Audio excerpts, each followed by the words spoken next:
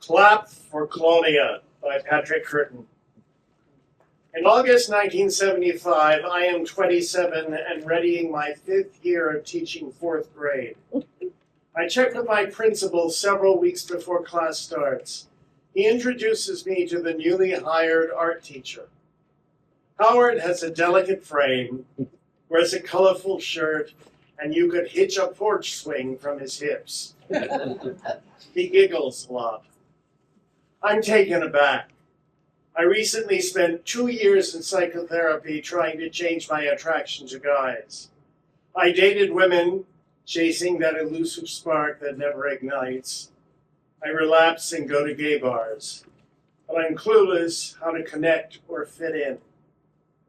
Howard and I carpool, and I feel safe sharing that I'm gay.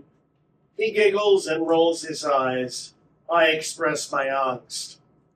He responds, "Curtin, you're getting too heavy," followed by a giggle.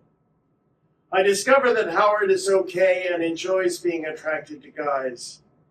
I want to be his friend. I enjoy teaching 4th grade, but I'm hypervigilant so that no one can perceive me as a danger to children. I avoid touching students and always leave the classroom door open. In the cigarette haze of the teacher's lounge, I don't use pronouns when talking about my weekend.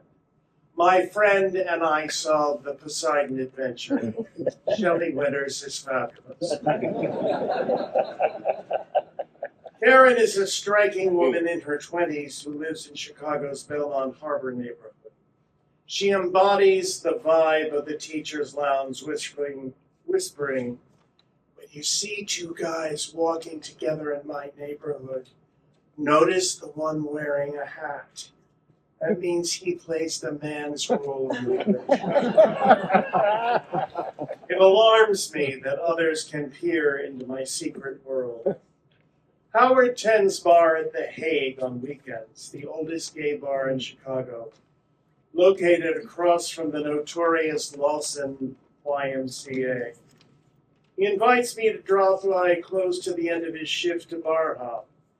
This is nothing like the teacher's lounge. He introduces me to the Sister Madness Club. I meet Stella by Starlight, who claims to travel by astral projection. Toots Lorraine plays zither in drag at the Pride Parade. Sally Slab works in a funeral home. And Howard is known as Claudia Clapp. It is the 70s. At first, I judge them as harshly as I judge myself. Yet the more time I spend with them, the easier it is to express myself than I can in the teacher's lounge, church, or the family that raised me. I join Howard's friends in referring to him as Claudia outside work. I notice he begins to share his life with other teachers. Rather than rejecting him, they grow close. It confuses me. I feel jealous. I've worked hard to create a persona so people will like me because I don't act gay. I become curious to learn how I can feel close to my coworkers. Claudia asks my opinion about important decisions. After reflecting, he always does the opposite. Thank goodness. If he had followed my advice, he wouldn't have spent a weekend dancing at New York's Studio 54, wearing a platinum wig, black lace bustier, and fishnet stockings.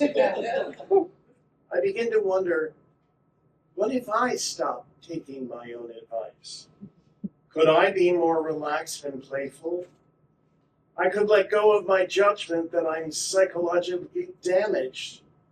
Rather than blaming my parents, I could thank them for their love and support. Instead of trying to figure out what's wrong with people, I could enjoy their differences. Not following my own advice reverberates in my life. Do I need to stay in teaching for job security? I leave for a more gay positive profession, accounting. I incorporate Claudia's flair by dressing up, working downtown, and flirting with commuters. I miss seeing Claudia every day. I clap for Claudia's bold spirit, kindness, and playfulness by embodying his gifts. Clap for Claudia by Patrick Curtin.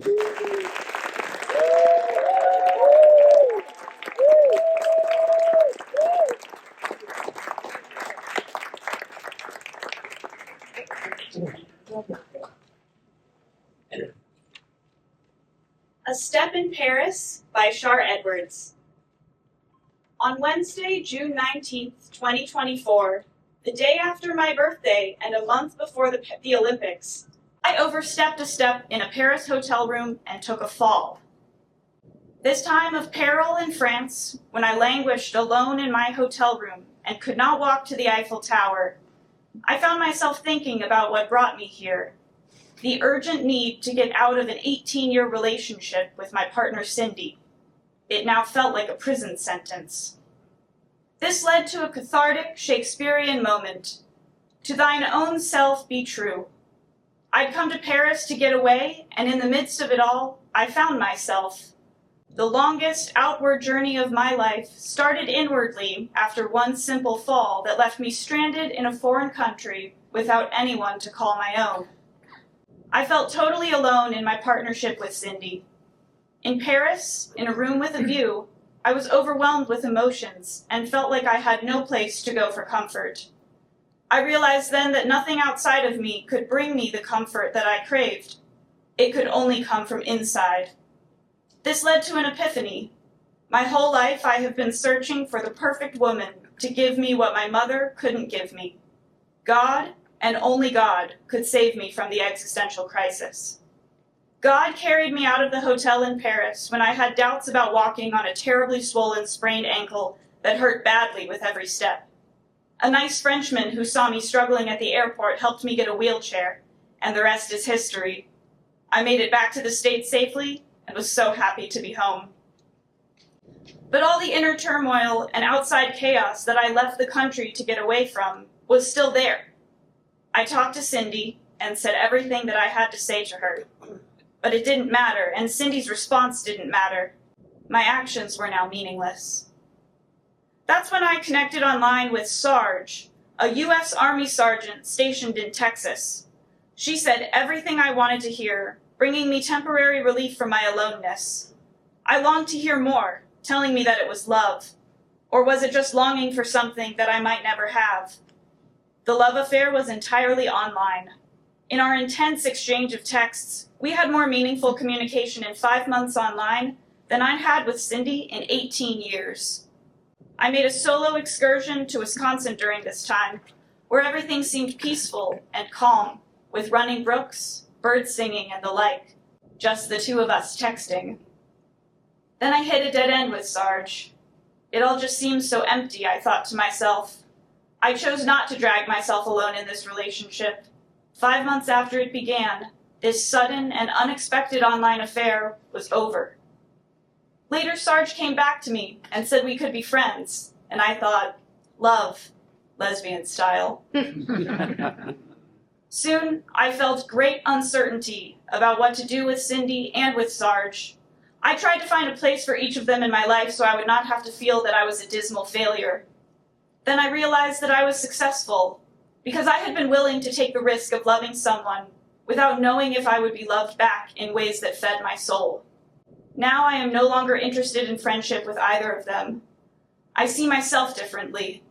If only for today, my existential crisis has been solved. I do not need validation from these two women. I love myself more, and self-love is the greatest love of all. A Step in Paris by Char Edwards.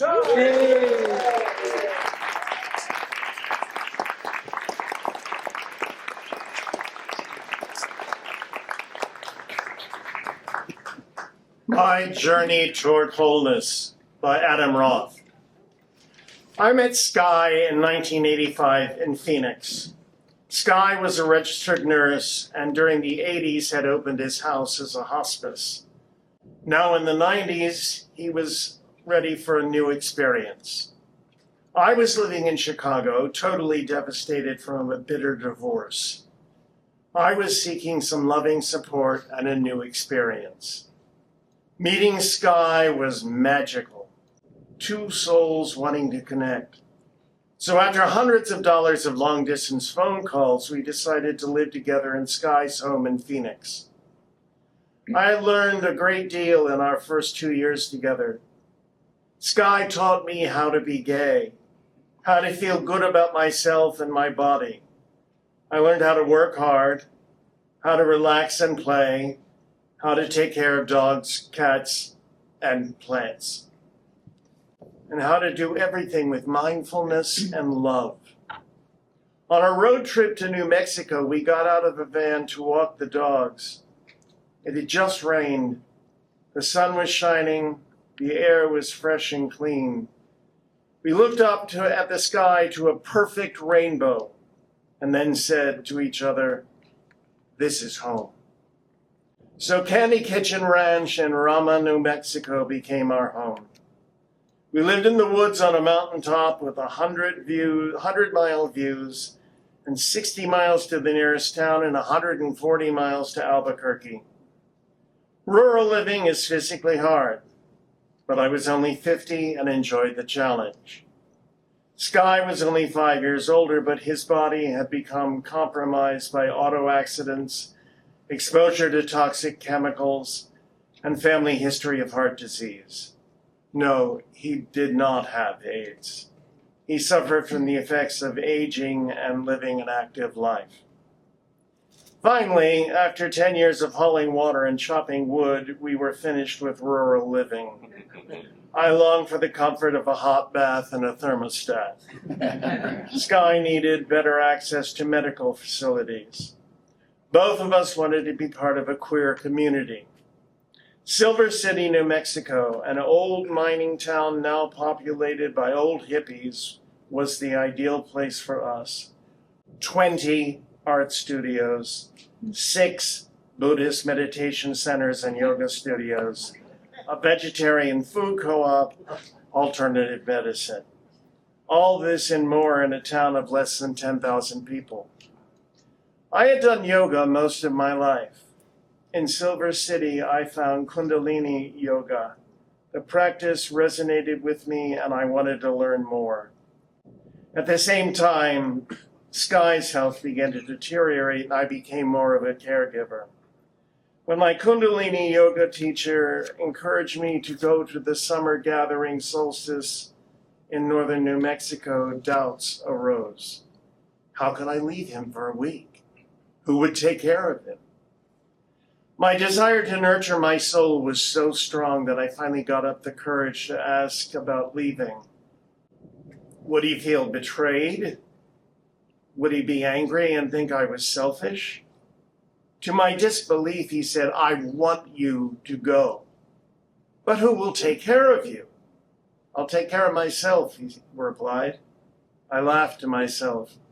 I knew that some days he could and some days he could not do a thing. With an open heart and gratitude for Sky's encouragement, I drove 6 hours to a sacred Hopi mountaintop space for the Kundalini Yoga Summer Solstice Gathering, over 1,000 yogis from all over the world. Sometimes I was able to pick up a signal and call Sky to check with them. The last night before my departure home, I got no answer. Called again, no answer. I had a feeling that something was not okay. When I got back to Silver City, Sky was not there. My neighbors and friends told me that Sky had died. This was the moment that Sky had prepared me for. As a nurse and hospice worker, Sky had learned to accept death as a part of life. He accepted that his energy had become depleted and told me what I didn't want to hear. "Now you can be very happy without me. You will be secure financially and able to enjoy the pleasures of younger men." I didn't want other men and all the money in the world. I wanted Sky. I'd never been to a funeral or seen a dead body. Sky knew this, and so he left me with a handwritten list of who to call and what to do. His cremation wishes were very explicit and unorthodox. That was Sky, unique and accepting of himself. He stood his ground as a strong but loving gay man. He inspired me to do bigger and greater things, to provide support to those in need, and to do everything with love. My Journal Towards Wholeness by Adam Roth.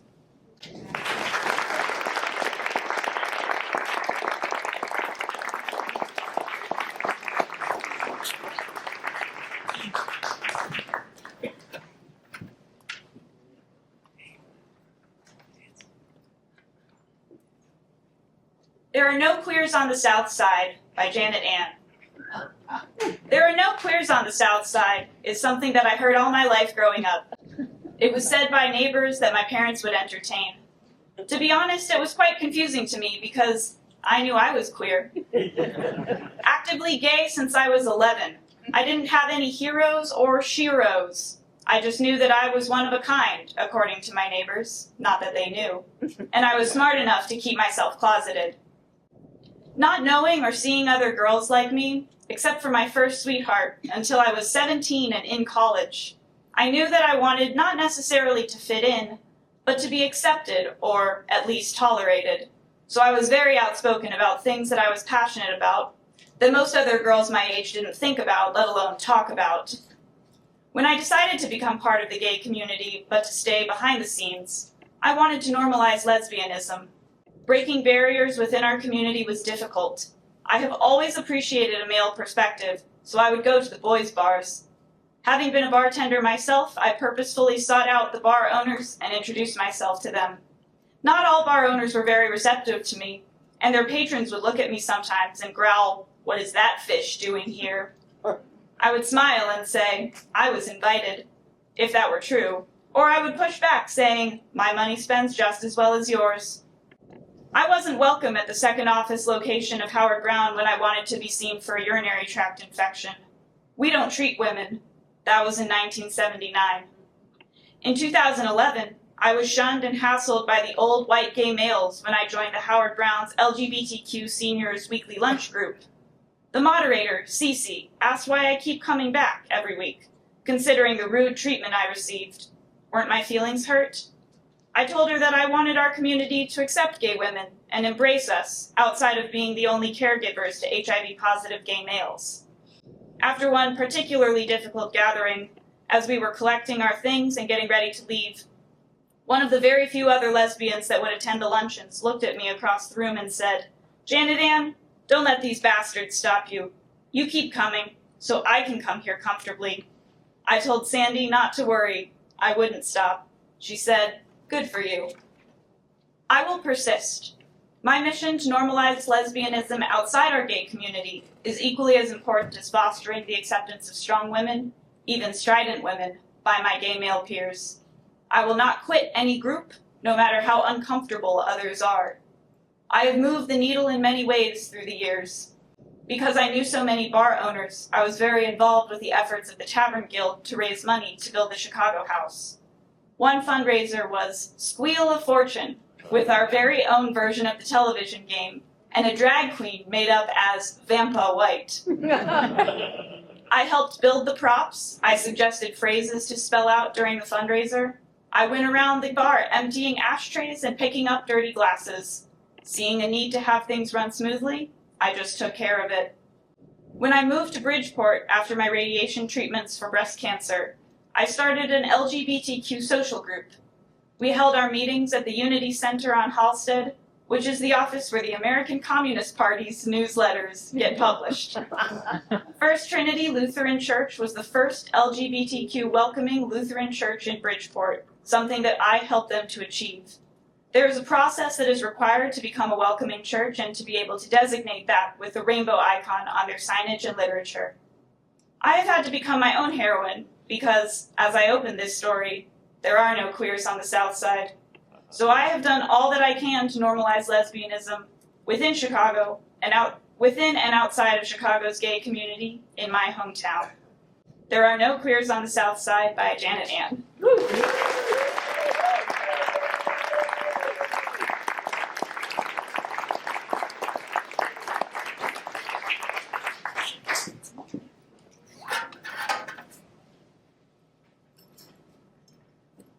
Golf with Gloria by Nancy Norman.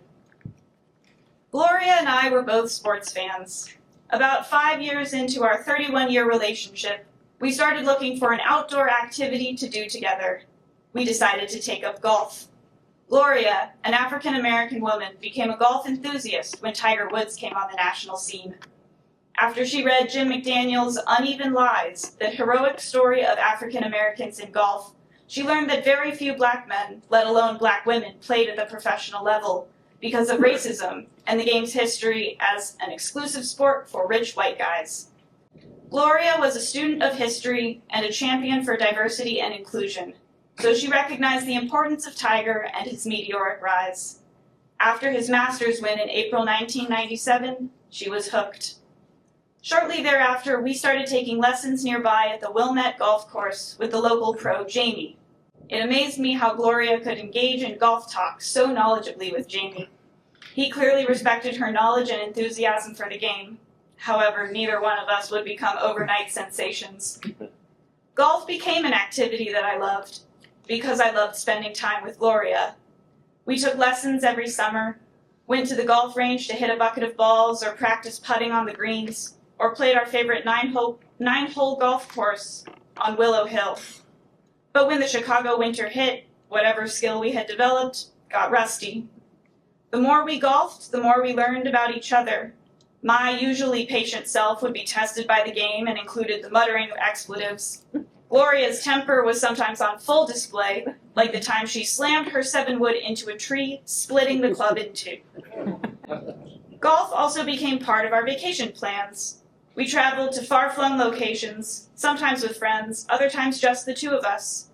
These travels provided us with unique opportunities for watching and or playing golf. Banff, don't hit the elk in the fairway. North Conway, watch out for the moose. Palm Springs, California, at the Dinah Shore Golf Invitational for Women, also known as Lesbian Paradise. And the course aptly named Purgatory in Noblesville, Indiana, where our sins were on full display, the foot wedge being the most common. Gloria and I had our differences about the game. I liked golf. She loved it, but was quick to admit, I love the game more than it loves me. She even found a way to use golf to help her deal with cancer. She would say, golf and cancer require you to have faith and hope that you'll get better, even as you know you might not. In golf, when you are playing your best, you are mentally present in the moment. Cancer, too, demands your full attention. How will I play this? There are hazards whatever I do. I decided to play it in watchful waiting. Now, watchful waiting meant rejecting chemotherapy and radiation in favor of surgery whenever the cancer popped up. Gloria was concerned about her quality of life and was fully aware of how chemo had affected me during my treatment for breast cancer in 2002, 10 years prior to her diagnosis. She wanted to push that off as long as possible. Her focus was to continue to be herself, to work, play golf, and enjoy our life together. She wrote, "Nancy is the love of my life. The role I cherish is to love her, care for her. What if I can't? She knows me. After my surgeries, she even ensured that the surgeon told me in the recovery room how long before I could play golf again." Gloria and I played our last round of golf together in spring of 2020. We walked a short 9-hole course in Skokie. She knew it was her last. I regret we never made it to the Masters tournament at the Augusta National Golf Club in Georgia. She would have loved that. But I have no doubt she now walks Amen Corner whenever she wants, perhaps in the company of golf greats. Although she was keenly aware that Black Lives Matter, in the end she knew that people mattered, and that's how she chose to live. Golf with Gloria by Nancy Norman.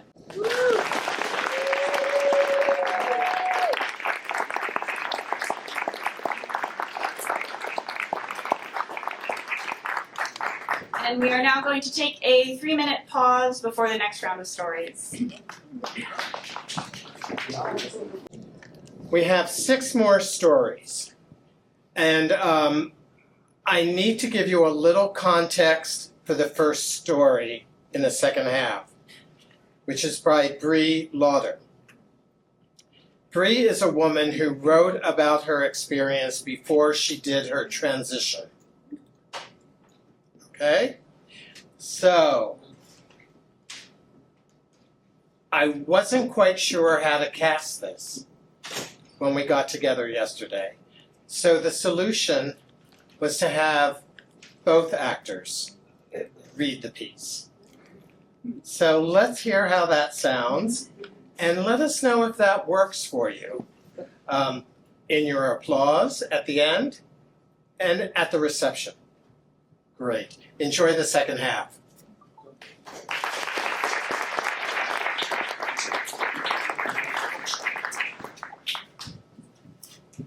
Why? By Bree Lauder. It was April 2nd, 2020. The pandemic had begun and I was at a low point in my life. I felt that I was living a lie, not allowing myself to be known and seen as I really was. I'd thought about coming out. I'd even come out to a few friends, but truthfully it didn't do much for me. By now, at age 69, just about all the people that I didn't want to know I'm queer were dead. I felt like the last man standing. What the fuck, I told myself. I'm going to do it. 2 days later, on April 4th, 2020, I announced my coming out on Facebook to the group Gay Men Over 60. It is a very large group of 10,000 plus men. What happened next was totally unexpected.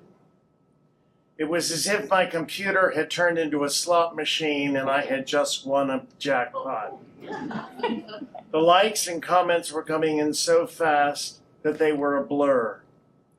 It brought tears to my eyes then as it does now writing about it. When the smoke cleared, I had 750 likes and 350 comments. It took me to a spiritual high that I never knew existed or thought was attainable. It was my true self experience. In retrospect, I believe it was, at least for me, on the same level as someone who had connected with God. I was on such a euphoric high that, like a drug addict, I wanted the high to continue. I was feeling too wonderful to allow myself to come down. So how do I keep this party going, I asked myself. Do I come out to more people? My life has never been the same.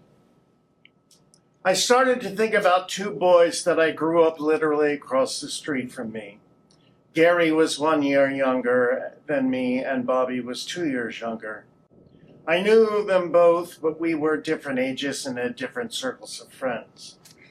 Though I never had any conversations with them about sexuality, I knew that both of them were gay and made no secret about it. Bobby was a cutie. He was extremely talented theatrically. He could play the piano, sing, dance, and act. I must admit I found him very attractive.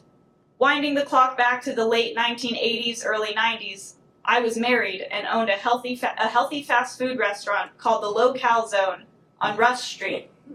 My wife Claire and I would often go to an Asian restaurant on Armitage called Dee's to enjoy Bobby singing, dancing, and playing the piano. Of course, he did a lot of show tunes. He was extremely entertaining.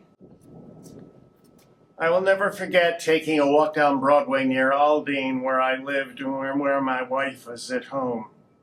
The area was good for cruising, and I guess I was somewhat cruising. When I glanced out of the corner of my eye, I saw Bobby hanging out in a doorway, obviously looking for a hookup. I pretended not to see him, and he never called me out on it. That moment has haunted me forever. And it especially haunted me several years later when Bobby and his sister Fran came into my place of business. Fran had brought Bobby in to say goodbye. He was dying from AIDS. Needless to say, I never did and never will come out to Bobby, even though he knew. So that left Gary. I was notified by classmates.com, a database for high school students arranged by date and class, that a few people had checked out my profile. One of them was Gary. I sent him a message with my phone number and asked him to send me his number. When he responded, I decided to call and surprise the hell out of him by coming out. After all this time, I had self-imposed erotic feelings and thought that I'd have sex with him, provided he was single. So I dialed his number. At first, we talked about this and that and catching up after not seeing each other for almost 50 years. Finally, I told Gary I'd come out to the world as queer. I most certainly will never forget his response. There was a silence, and then he asked, "Why?" Why? By Bree Lauder.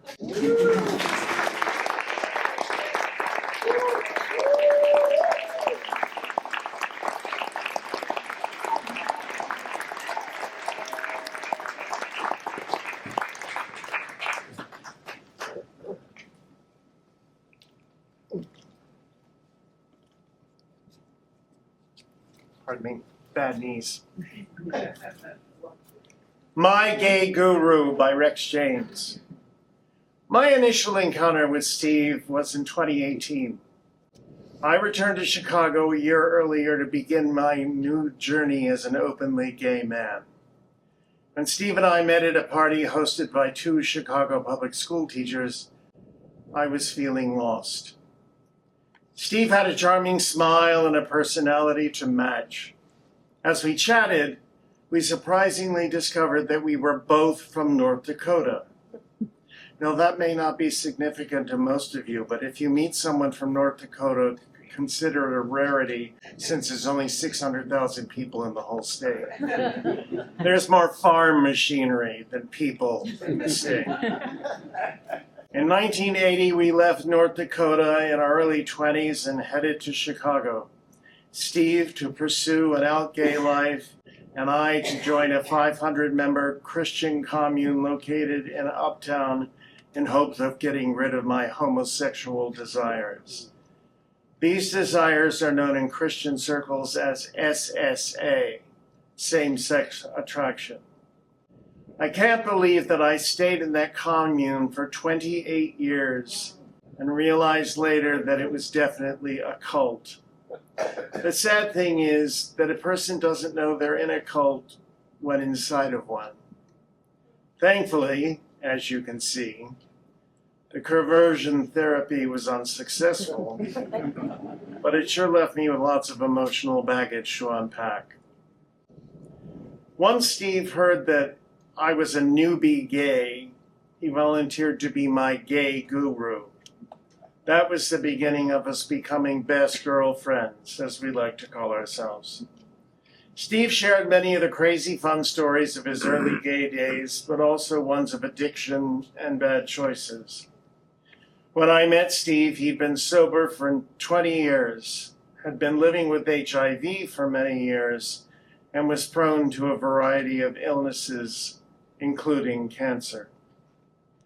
The decades spent in conversion therapy left me with many layers of shame and loads of self-hatred. It took many years to learn to undo my beliefs of feeling unworthy and learn to love myself. Steve's friendship, deep love, and full acceptance of me were instrumental in my healing process. Steve and I were at a diner in Evanston when he received a call from his oncologist informing him that his cancer had returned. We both became teary-eyed, but also believed he could beat it once again. I watched as Steve bravely fought the battle, but sadly his weak body just couldn't fight any longer. He was often in pain, but was always more concerned about others and rarely complained about the terrible pain he was feeling. I was holding Steve's hand on May 21st, 2022, as he faded from this world, and my tears began to flow. Steve was the closest friend that I had that passed. and his death left me feeling empty for many months. I remember being obsessed with finding a partner the first couple of years after coming out of the closet. Thankfully, I didn't, because I needed to be alone with myself and learn who I was. Steve's passing caused me to dig deep. As part of the process of undoing feelings of unworthiness and learning self-love, I found myself being okay with not finding a partner, although I definitely desired one. Steve had been an important part of the journey. In the spring of 2023, a year after Steve's death, I read this meditation. At times in my life, I have wanted to love so badly that I have reimagined myself, reinvented who I am in an attempt to be more desirable or more deserving, only to discover again and again that it is the tending of my soul that invites the natural process of love to begin. When you can give up the want of another and be who you are, more often than not, love will come at the precise moment you are simply loving yourself. I was finally able to give up the want of another, and that's when I met Mark, who has become my life partner. He doesn't just accept me, he celebrates me, and his love helps me accept myself more fully each day. There's not a day that passes that I don't think of Steve and wish he could have met Mark and just see how wonderful life has become. I will be forever thankful to him for the kindness shown to me during my first days out of the closet. My Gay Guru, by Rex James.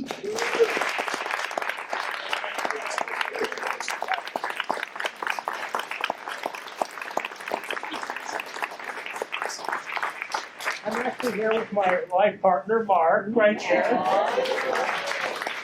My God, he's a wonderful young man here. So.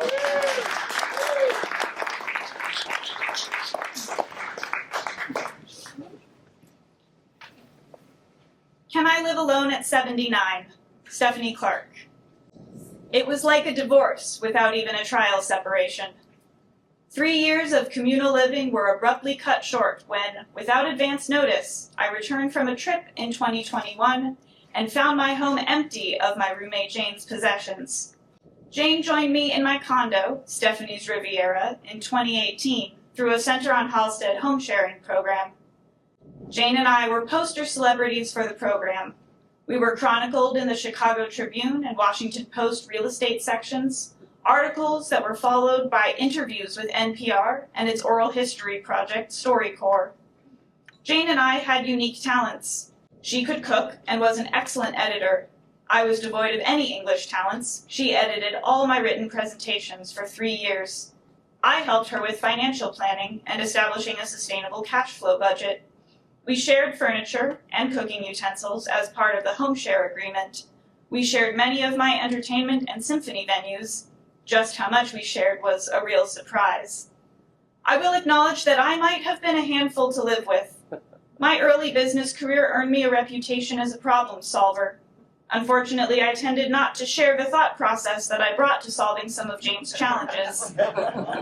Instead, I became tactical in implementation. Although the end product exceeded her expectations, she was frustrated with a process that she found inconsistent and subject to change. After 3 years together, I traveled throughout Europe on my own. It was with great surprise that I got an email in Barcelona stating that she was terminating her participation in the home share agreement and would be out of the condo before I got home. Entering my living room after 16 hours of travel, I saw the accumulated impact of our home sharing agreement. We each had significant pieces of furniture, and her removable pieces were gone. I was not ready for the change. I did not say anybody was right or wrong, but I had to ask myself, can I live alone at 79? I went into my bedroom for 3 weeks, coming out for simple meals. I'd been alone for 7 years after my wife Evelyn's death, and the pity party in my mind made me believe that I couldn't do it again. But this was no time for a pity party. It is so lovely to have a heartfelt conversation with oneself. I came from the perspective of a strong-willed male, but I was now living in a feminine persona.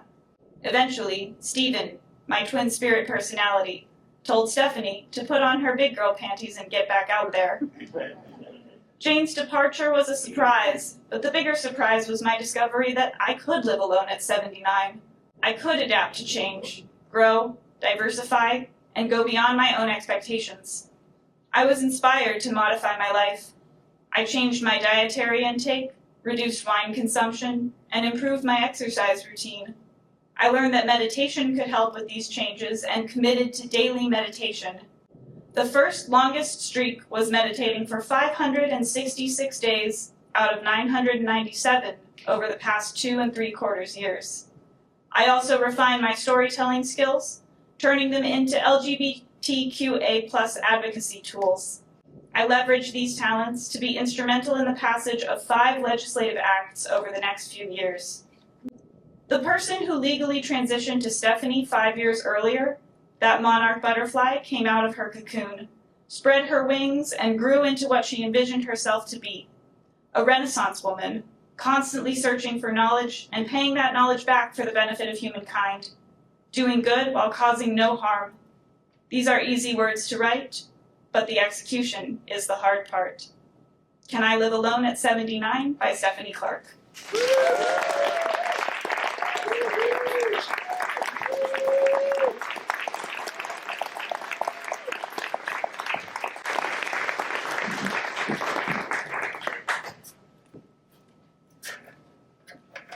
Belated Embrace by Arnold April.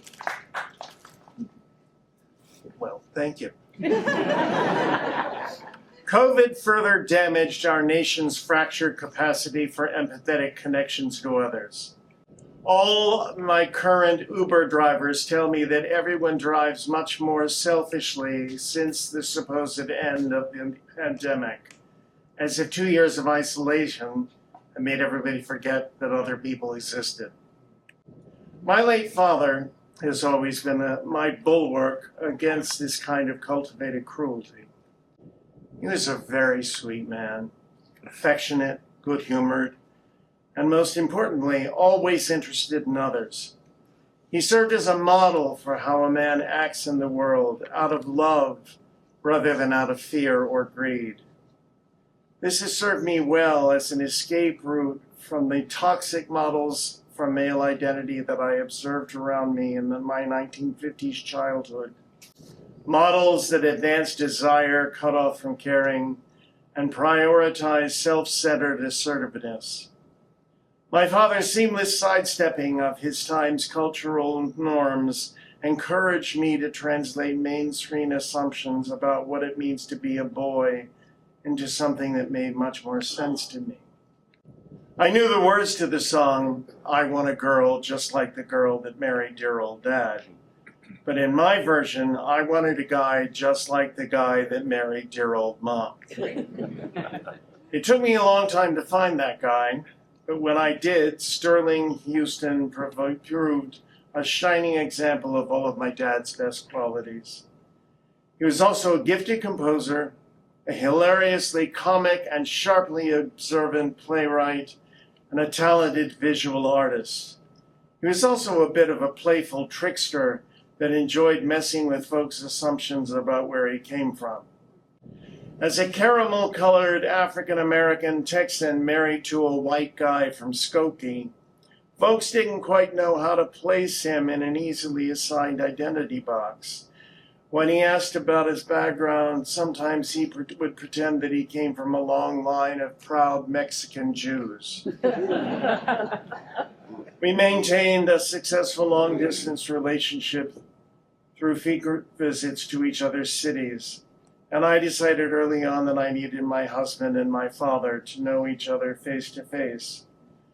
When Sterling's health began to fail from living with long-time HIV, we decided it was time to make this happen.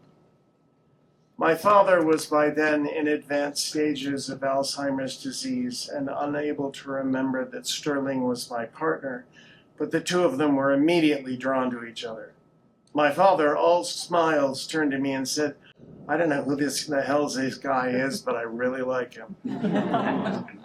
On my final visit to see my father before he passed, he was hunched over a piece of paper, desperately trying to write down the names of everything that he had cherished so he wouldn't forget them, including all the streets that we had ever lived on. He recorded the name of our first family-owned car, a big old dusty blue Chevy, affectionately referred to as Matilda. But most of all, he was trying to be sure to remember the names of people he loved. My mother, my sister, myself, his parents, his siblings. And as he struggled mightily to write each line, his letters all started out to diminish in size until they completely dissolved into tiny, unreadable, wavering lines as the last of his memories abandoned him. And on the night before Sterling died, when I shared how much I would miss him talking with him, he laughed, his now muted but still characteristic laugh, and said, "What does my dying have to do with it? You just keep talking to me." My father's been gone for over 3 decades, and Sterling has been gone for nearly 2. But at the height of the COVID pandemic, after my workplace had been shuttered and I was going quite seriously crazy from the endless isolation and lack of income, my husband and my father appeared to me in a dream to take me out for an imagined dinner. I was startled to see them and cautiously asked, "You both do know that you're dead, right?" The two of them exchanged glances, and then my father gently replied, "Yes, of course we know." And Sterling finished his sentence with, "But we had to be here for you. We knew how much you needed loving company. As do we all."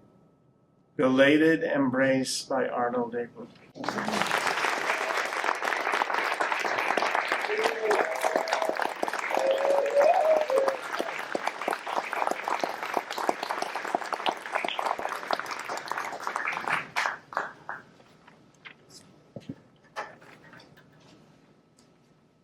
Rusty Rifle by Marty Smith.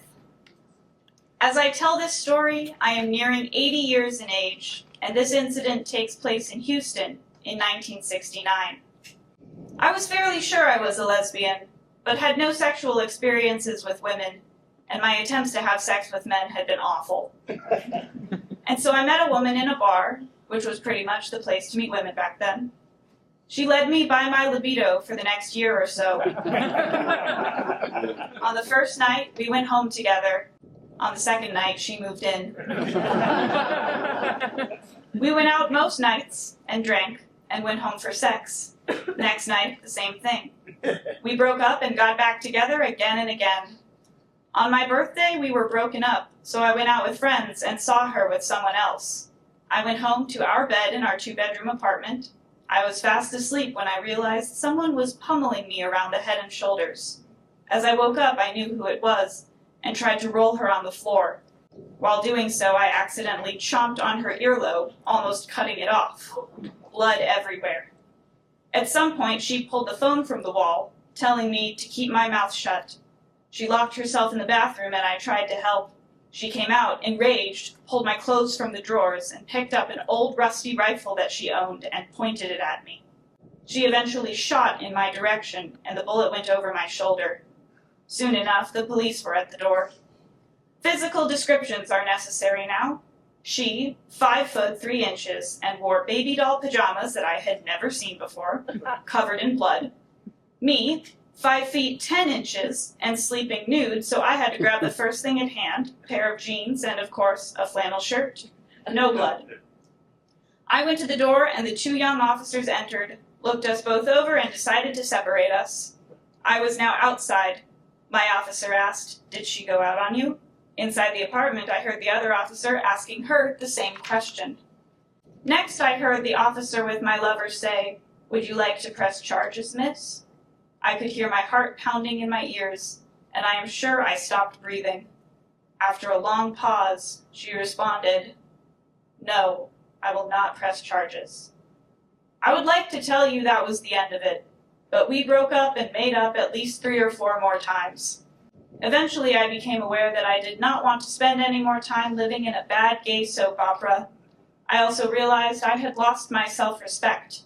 I packed my car and drove as fast as possible home to my parents on the family farm in Illinois. For the next couple of months, I tried to heal my broken heart from the seat of a tractor. I needed to pay for my car. My parents were retiring soon and couldn't afford to keep supporting me, so I found a job in Rockford, Illinois, near my sister and her family. I soon started seeking other queer or gay people. This proves the point of my story. If my experience with my first lover had not cured me of my gayness, nothing ever would. We are not made gay or queer. We are born this way.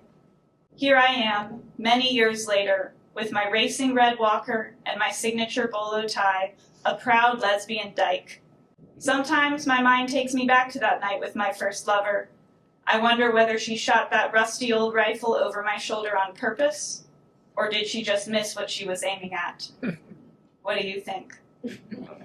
Rusty Rifle by Marty Smith.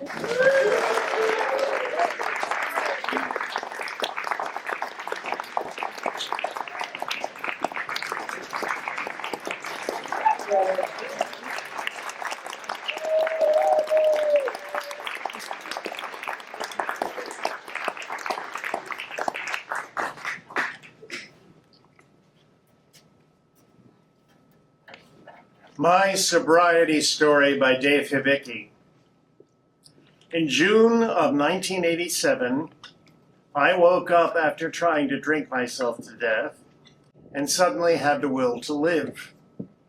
6 months earlier, I went on a 5-day drinking binge and filed a phony sick leave claim for my job as a Greyhound bus driver. My best friend at the time was an admitted alkie with no desire to stop because he had AIDS. But he advised me to tell my shop steward the truth. When I came clean with my shop steward, he offered me treatment. But at that point, I wasn't ready to admit being an alkie.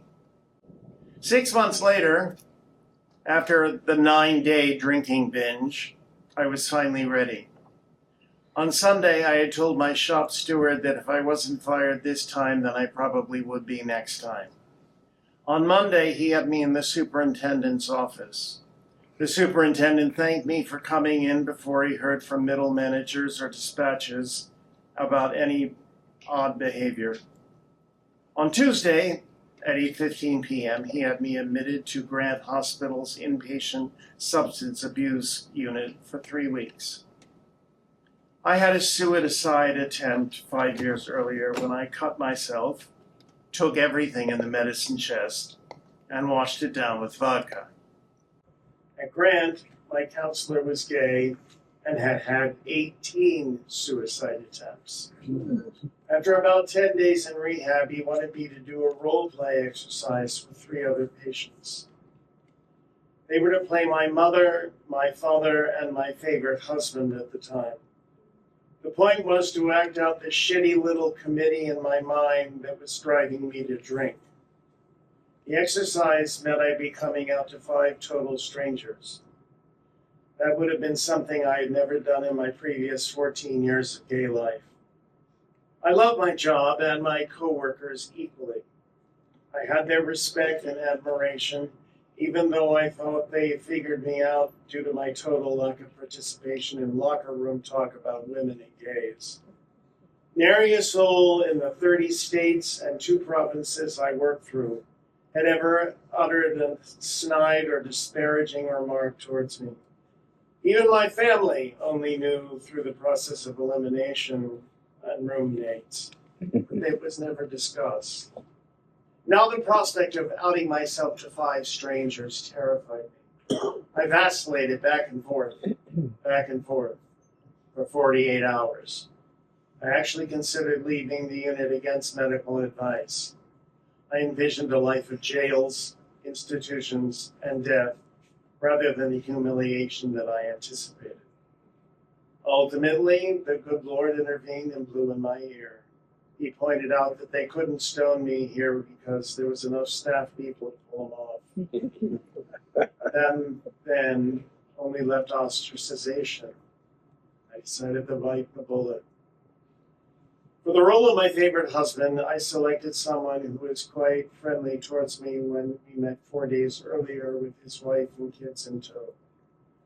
I was the greeter on that night when Eric checked in. During the 15-minute tour, I was self-conscious about having him and his wife see that I was hyperventilating at his mere presence.